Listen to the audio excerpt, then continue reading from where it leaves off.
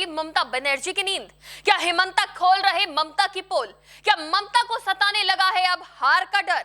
ममता की कार्रवाइयों से तो यही लग रहा है कि हेमंता चुनावी रैलियों में जिस तरह गरज रहे हैं, ममता पर हमलावर है, ममता को अब अपनी हार नजर आने लगी है। तभी तो ममता ने असम सीएम पर एफआईआर दर्ज करवा दी, जिसके बाद दोनों के बीच जंग और दिलचस्प हो गई है। नमस्कार, TV24 नेटवर्क देख रहे हैं आप, मैं हूं आपके साथ शिखा मेहरोत्रा। बंगाल का चुनाव इस बार कांटे की टक्कर का है। टीएमसी बीजेपी एक दूसरे पर हमलावर है।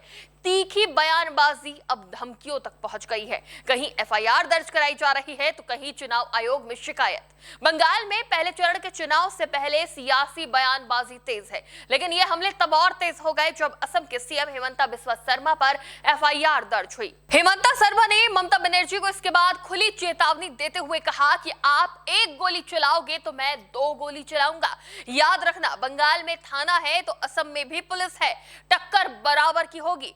वो जलपाईगुड़ी में भाजपा उम्मीदवारों के समर्थन में एक चुनावी जनसभा को संबोधित कर रहे थे। सीएम शर्मा ने रविवार को उत्तर बंगाल में 4 स्थानों पर जनसभा को संबोधित किया। उन्होंने कहा कि ममता बनर्जी मोदी और अमित शाह का जॉब करती हैं, लेकिन राम या दुर्गा का नाम कभी नहीं लेती। अब 3 दिन से मेरा नाम लेना शुरू कर दिया है और मेरे नाम पर केस भी दर्ज कर दिया। ममता बनर्जी पर झूठ बोलने का आरोप लगाते हुए उन्होंने कहा कि ममता दावा करती हैं कि भाजपा सरकार आने पर बंगाल में मछली मांस बंद हो जाएगा। हेमंता ने पूछा कि असम में मछली मांस मिलता है या नहीं? सब मिलता है। दीदी क्यों झूठ बोल रही हैं? मैं ममता दीदी को चुनौती देता हूं कि एक टेबल पर बैठकर देखते हैं कौन कितना खाता है। मछली मांस खाने की प्रतियोगिता कर ले। हेमंता बिस्वा शर्मा ने पूर्व तृणमूल नेता हुमायूं कबीर का जिक्र करते हुए तीखा हमला बोला। उन्होंने कहा कि यहाँ एक हुमायूं कबीर है जो बाबरी मस्जिद बनाना चाहता है। तुम्हारे बाप की संपत्ति है क्या? यह मन होगा बना लोगे। असम में अगर हुमायूं मिल जाता तो 2 घंटे में ट्रीटमेंट कर देता, फिर कभी बाबर का नाम नहीं लेता। असम के मुख्यमंत्री हेमंता बिस्वा शर्मा बंगाल में लगातार मोर्चा खोले हुए हैं। वो ममता सरकार पर हमलावर नजर आ रहे हैं।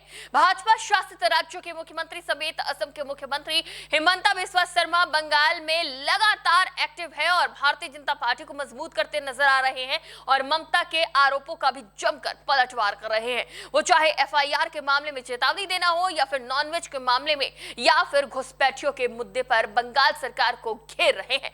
अब टीएमसी भी हेमंता बिस्वा शर्मा के बयान पर भाजपा को घेर रही है और कार्रवाई की मांग कर रही है। दूसरी तरफ भाजपा के आईटी सेल के प्रमुख और बंगाल के सह प्रभारी अमित मालवीय ने बंगाल के शिक्षा मंत्री और तृणमूल नेता व्रात्य बसु के एक बयान को लेकर उन पर कार्रवाई की मांग करी है। मालवीय ने आरोप लगाया कि बसु ने पुलिस अधिकारियों और सिविक वॉलंटियरों को चुनाव आयोग के निर्देश मानने पर परिणाम भुगतने की चेतावनी दी। ये एक गंभीर मामला है और संस्थागत निष्ठा के मूल पर ही प्रहार है।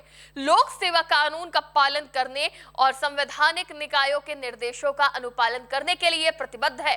बंगाल में सीएम हेमंता लगातार बांग्लादेशी घुसपैठियों को लेकर ममता सरकार पर हमलावर रहे हैं, क्योंकि एक वक्त पर असम भी घुसपैठ से काफी त्रस्त था, लेकिन सत्ता में भाजपा आई तो भाजपा ने घुसपैठ पर लगाम लगाई। अब भाजपा बंगाल की जनता को भी यही भरोसा दिलाना चाहती है कि बंगाल में सरकार बनने पर घुसपैठ पर लगाम लगाई जाएगी। इतना ही नहीं, ममता बनर्जी ने जिस तरह मांस मछली का मुद्दा उठाया उसका भी हेमंता करारा जवाब दे रहे हैं। उन्होंने तो ममता को नॉनवेज खाने की प्रतियोगिता करने तक की चुनौती दे दी है। हेमंता की एंट्री से बंगाल का चुनावी परिणाम लगातार बदलता नजर आ रहा है, जो ममता के लिए मुश्किलें खड़ी कर सकता है। सीएम हेमंता लगातार ममता बनर्जी की हर चाल को नाकाम कर रहे हैं, हर बयान पर प्रतिक्रिया दे रहे हैं, हर एक चाल का मुंह तोड़ जवाब दे रहे हैं, जिसके बाद शायद ममता बनर्जी को अपनी हार का डर सताने लगा है।